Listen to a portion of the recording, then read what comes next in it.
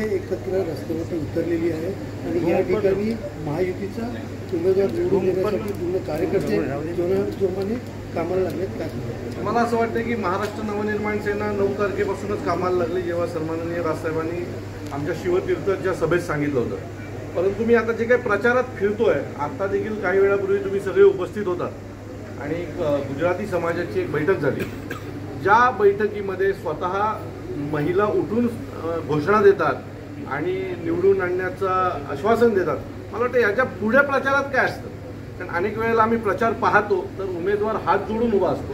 इथे अशी परिस्थिती आहे की लोक समोरून सांगतात की आम्ही मोदींना निवडून देणार, आम्ही कपिल पाटलांना निवडून देणार. सो मला वाटतं आता ह्या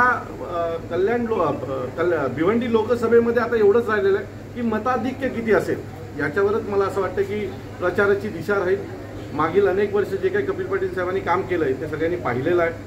नम्रपणा आणि ज्या पद्धतीने त्यांचा प्रचार चालू आहे किंवा प्रचाराची रणधुमाळी चालू आहे, पूर्ण खात्रीने सांगतो की आमचे संपूर्ण महाराष्ट्र सैनिक कपिल पाटील साहेबांच्या पाठीशी खंबीर उभे राहणार आहेत आणि शेवटचा मतदार जोपर्यंत आम्ही बाहेर काढत नाही तोपर्यंत आम्ही शांत बसणार नाही. मराठी भाषेत मला असं वाटतं की आता हा विषय राहिलेला नाही आहे. बरोबर आहे, निवडणूक देशाची आहे, त्यामुळे देशाच्या निवडणुकीला देशभरात जिथे जिथे राहणारा प्रत्येक माणूस आहे त्याचा सहभाग असला पाहिजे, त्याच्या भाषेचा सहभाग असला पाहिजे.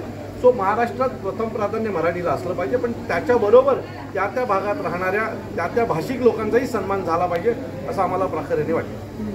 ठाकरे गटाकडनं ज्या पद्धतीने प्रचार केला जातोय, पराभव समोर दिसल्याच्या नंतर तुमची प्रचाराची दिशा बदलते.